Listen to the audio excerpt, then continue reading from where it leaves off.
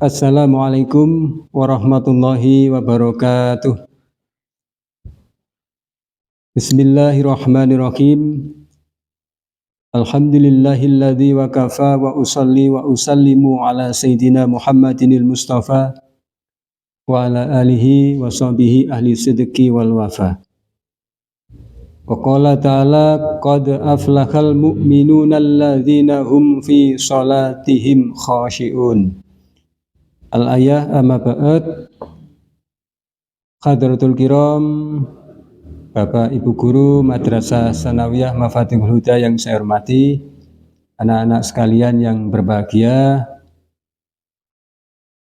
puji syukur pada hari ini kita bisa melaksanakan ibadah wajib di bulan Ramadan, yaitu bisa melaksanakan puasa dalam keadaan sehat wal afiyah biqaulina alhamdulillahirabbil alamin.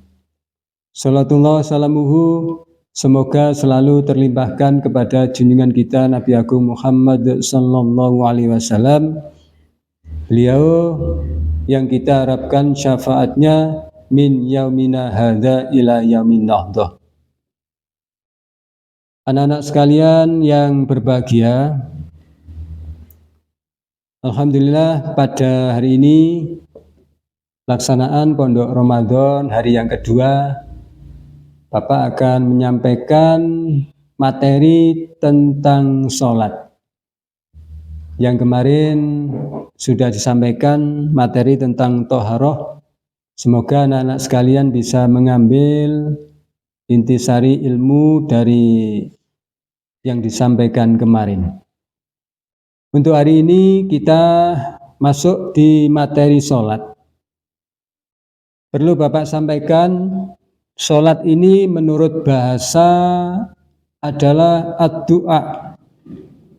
Puasa, sholat adalah ad-du'a. Sholat adalah doa. Sedangkan menurut syarak, sholat adalah menghadapkan jiwa raga kepada Allah. Karena takwa hamba kepada Allah, mengagungkan kebesarannya dengan ikhlas, dengan bentuk perkataan dan perbuatan, maka sholat ini bisa dikatakan perbuatan yang dimulai dengan takbir dan diakhiri dengan salam menurut cara-cara dan syarat-syarat yang telah ditentukan. Itu menurut syarat. Sholat menurut fikih, menurut syarat. Anak-anak sekalian yang saya hormati, sholat adalah ibadah yang paling utama. Untuk membuktikan keislaman seseorang, untuk membuktikan keislaman dan ketakwaan seseorang, maka sholat ini adalah sesuatu yang paling penting, karena intisari Islam itu terletak pada sholat. Maka daunya Kanjeng Nabi, daunya Allah Subhanahu wa taala dalam Al-Qur'an, wa aqimus shalah wa atuz zakah warka'u ma'ar rakiin.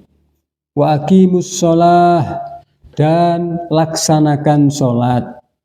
Wa atuz zakah, dan tunaikanlah zakat. Warka'u ma'ar rakiin, dan rukuklah bersama orang-orang yang melaksanakan rukuk. Ini biasanya dalil warka'u ma'ar rakiin dibuat anak-anak dimaknani guyonan warka'u rukuk, padahal rukuk dimaknani rokok. Niki santri-santri biasanya dalile wong ngrokok warka'u ma'ar rakiin, dan merokoklah dengan orang-orang yang merokok. Niki guyonan.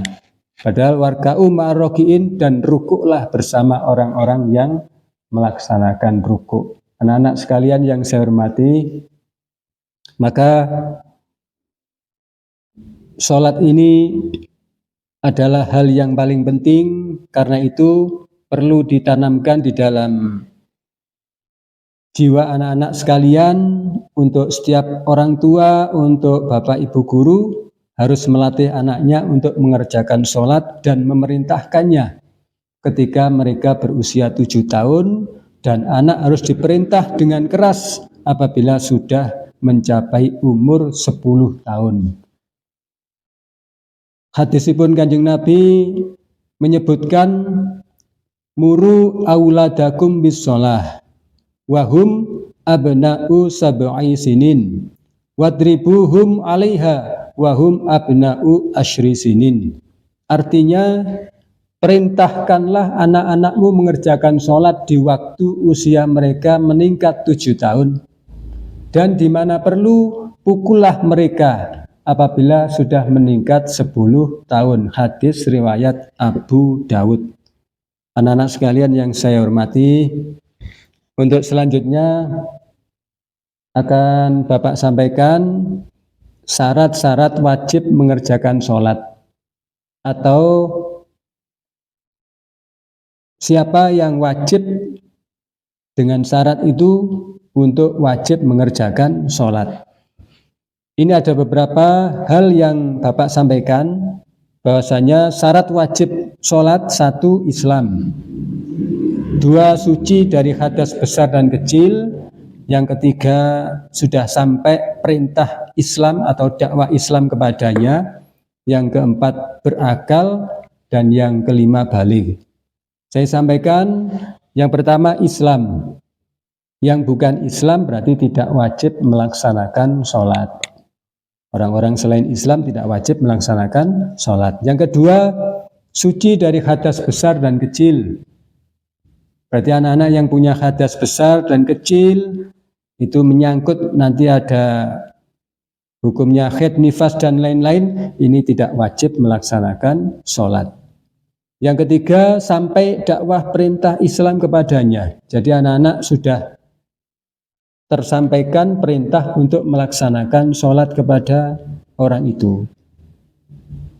Kemudian yang keempat, berakal.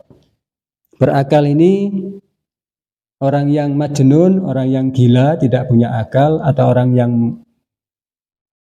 mabuk. Mabuk ini hilang akalnya dengan sengaja, ini haram hukumnya, ini juga tidak boleh melaksanakan sholat.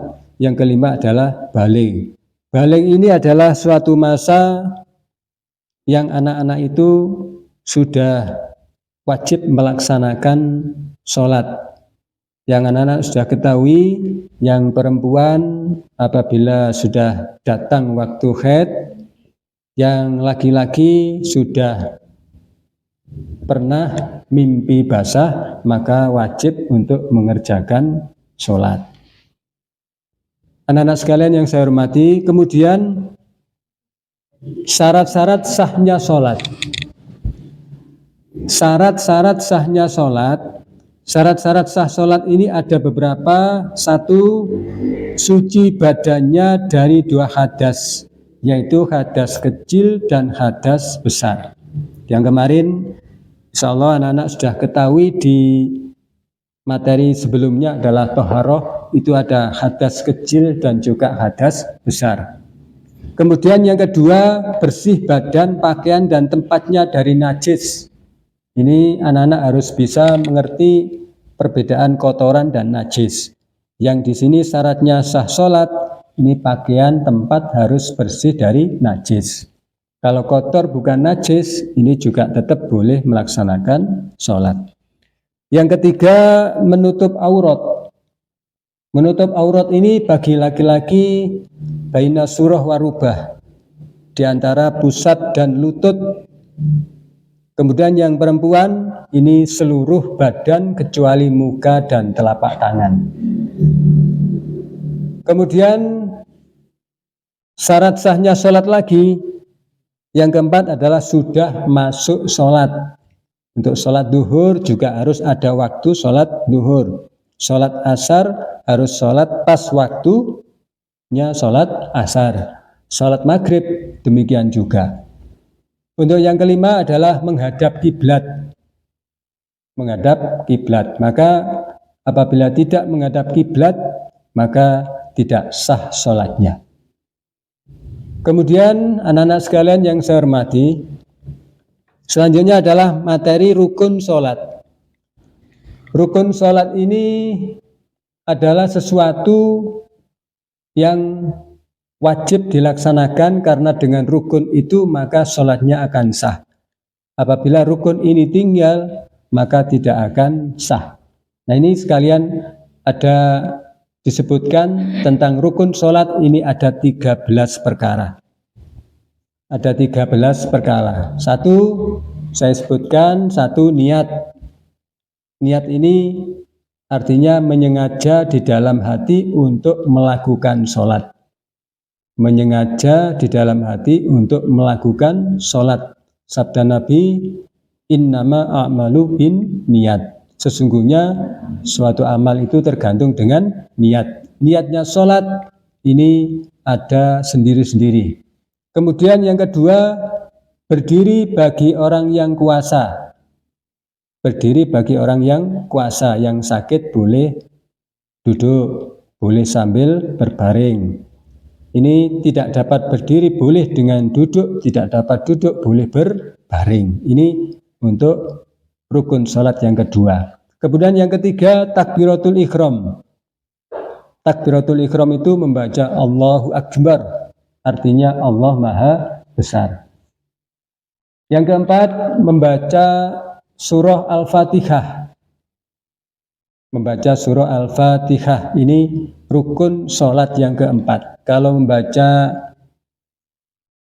ayat Al-Quran setelah surat Fatihah, ini adalah sunnah hukumnya. Kemudian yang kelima, rukuk dan tumak ninah. Rukuk dengan tumak ninah, membungkuk sehingga punggungnya menjadi sama datar dengan leher dan kedua belah tangannya memegang lutut. Ini tumak ninah, ini adalah diam sebentar atau berhenti sejenak, sekedar ucapan subhanallah. Ini rukun sholat yang kelima. Rukun sholat yang keenam yaitu i'tidal dengan tumak ninah, berdiri setelah rukuk. Yang ketujuh, sujud 2 kali dengan tumak ninah. Yang kedelapan, duduk di antara 2 sujud dengan tumak ninah. 9, duduk untuk tasyahud pertama. Duduk untuk tasyahud pertama itu juga termasuk rukun sholat. Yang ke-10, membaca tasyahud akhir. Yang ke-11, membaca salawat atas Nabi, Allahumma sholli wa sallim wa barik ala sayyidina Muhammad ila akhirih.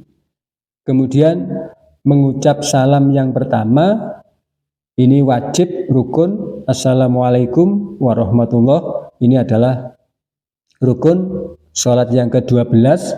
Untuk salam yang kedua hukumnya sunnah. Kalau sholat mayit, salamnya ditambahi.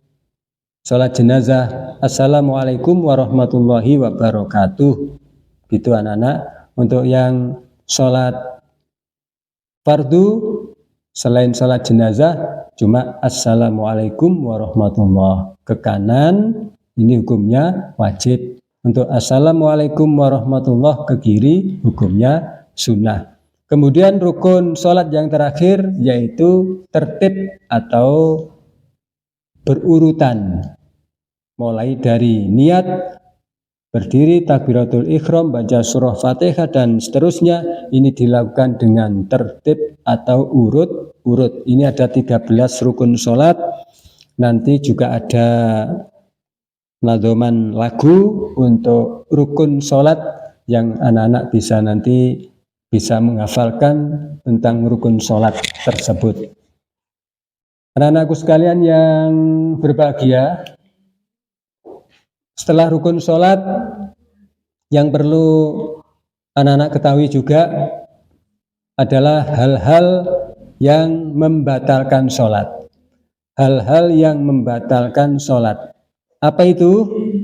Ini sebagian disebutkan yang membatalkan sholat. 1, berhadas kecil maupun besar. Berhadas kecil maupun besar, sholatnya batal. Wayah sholat kentut mendadak walaupun kecil, ini batal hukumnya. Yang kedua, terkena najis yang tidak dimakfu atau tidak dimaafkan. Terkena najis yang tidak bisa dimaafkan. Mendadak terkena kotoran yang tidak dimakfu. Kalau dimakfu itu mungkin ada kotorannya nyamuk atau tainya burung yang sudah kering, ini sudah masih dimakfu. Yang ketiga, berkata-kata dengan sengaja selain bacaan sholat. Wahai sholat omong-omongan, ini juga membatalkan sholat. Yang keempat, sengaja meninggalkan sesuatu rukun dari rukun yang 13 kemarin, yang tadi yang saya sebutkan, terus ditinggal salah satunya, maka sholatnya tidak sah alias batal. Yang kemudian yang batalkan sholat lagi yaitu tertawa, terbahak-bahak, kemudian bergerak 3 kali berturut-turut di dalam satu rukun sholat. Bergerak, umpamanya ketika anak-anak sholat, wayang baca Fatihah, menggaruk-garuk dengan gerakan yang 3 kali. Tangannya 3 kali, bukan jarinya. Pakai tangan 3 kali. Atau kita ada mungkin pakai kopiah mencelek, bolak-balik dibenahi dengan beberapa kali sampai 3 kali gerakan, maka akan batal sholatnya. Kemudian yang ketujuh, apabila jamaah, ketika kita mendahului imam sampai 2 kali rukun, maka jamaahnya ini tidak dapat pahala jamaah, tetapi seperti sholat munfarid, karena mendahului imam sampai 2 kali rukun. Sholatnya tidak batal, tetapi jamaahnya yang batal. Kemudian yang kedelapan, yaitu murtad, yaitu keluar dari Islam, maka batal sholatnya. Anak-anak sekalian yang saya hormati, untuk materi yang terakhir, yaitu perbuatan-perbuatan yang makruh di dalam sholat. Makruh ini tidak batal, makruh ini karohah, maknanya dibenci. Makruh ini dibenci. Maksudnya makruh, ini sholatnya tetap sah, tetapi untuk pahalanya ini dikurangi karena ada sifatnya makruh. Perbuatan-perbuatan yang makruh ini di dalam sholat yaitu 1, menahan hadas.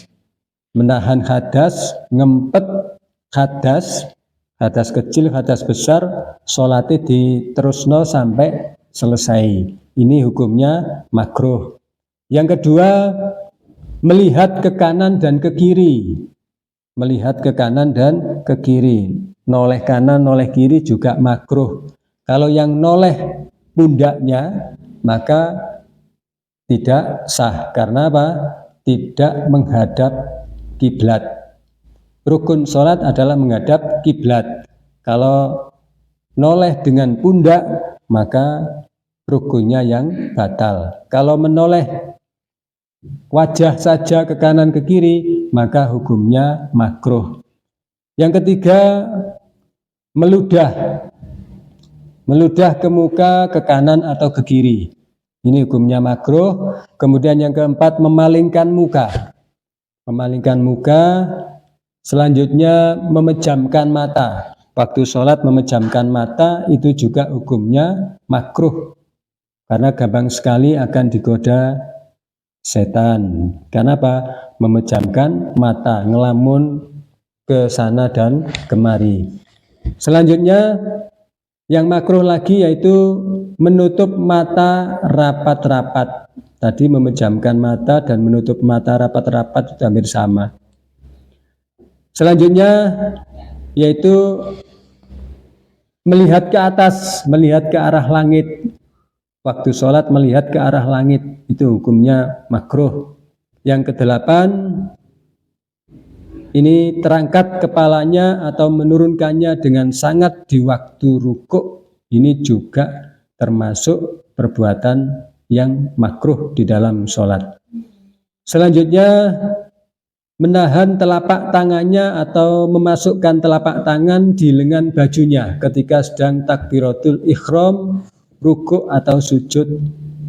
Ini juga terjadi hukum makruh.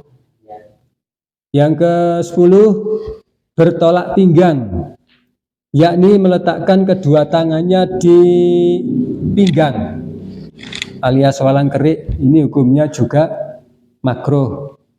Dan yang terakhir, mungkin ada sifat makruh lagi adalah sholat di kuburan atau tempat-tempat ibadah orang selain Islam. Ini hukumnya makruh, tidak haram tapi hukumnya makruh. Yang termasuk mungkin di hal-hal yang makruh juga adalah terbukanya kepala, atau yang laki-laki sholat tidak memakai kopiah atau penutup kepala yang lain, maka terbuka kepala, maka hukumnya adalah makruh. Maksudnya adalah makruh, sifatnya adalah sah. Makruh sifatnya tetap boleh, tetapi makruh ini hukumnya dibenci oleh Allah Subhanahu wa ta'ala. Rukun sholat 17 semuanya. Yang pertama niat di dalam hatinya, 2 sempurna takbiratul ihramnya, 3 berdiri pada sholat fardunya, keempat harus membaca fatihahnya dengan tartil sesuai hukum tajwidnya, 5 rukuk dengan rukuk yang sempurna, 6 tumakninah di dalam rukunya, 7 bangun rukuk i'tidal namanya, 8 tumakninah di i'tidalnya, 9 sujud lakukan 2 kali, ke-10 tumakninah di sujudnya, 11 duduk antara 2 sujud, 12 tumakninah di duduknya, yang ke-13 tahiyat akhirnya, 14 duduk tahiyat akhirnya, 15-nya baca sholawat salam atas Nabi Sallallahu Alaihi Wasallam pada saat duduk tahiyat akhirnya, 16 Assalamualaikum. Ke arah kanan itu wajib hukumnya, ke arah kiri itu sunnah hukumnya. 17-nya tertib haruslah faham, itulah macam-macamnya rukun sholat. Anak-anak sekalian yang saya hormati, yang berbahagia, mulai dari awal demikian adalah pengertian daripada materi sholat. Ada sebagian yang Bapak sampaikan tadi, inti dari sholat, kemudian syarat wajib, kemudian syarat sahnya sholat, rukun sholat, dan hal-hal yang membatalkan dan juga yang makruh di dalam sholat. Ini semoga anak-anak bisa mengambil ilmu apa yang Bapak sampaikan, semoga bisa menjadi amal, menjadi ilmu yang bermanfaat, ilmu yang barokah fid dunya wal akhirah. Kami segenap keluarga besar MTS Mafatihul Huda Pujon mengucapkan selamat menunaikan ibadah puasa 1445 Hijriah. Jangan lupa klik tombol subscribe, like, komen, dan share video ini di channel YouTube Mafa Multimedia Entertain. Jangan lupa aktifkan tombol lonceng agar tidak ketinggalan video-video kami ya. Anak-anak sekalian yang saya hormati, mungkin itu yang dapat saya sampaikan, kurang lebihnya Bapak mohon maaf. Akhiron, wassalamualaikum warahmatullahi wabarakatuh.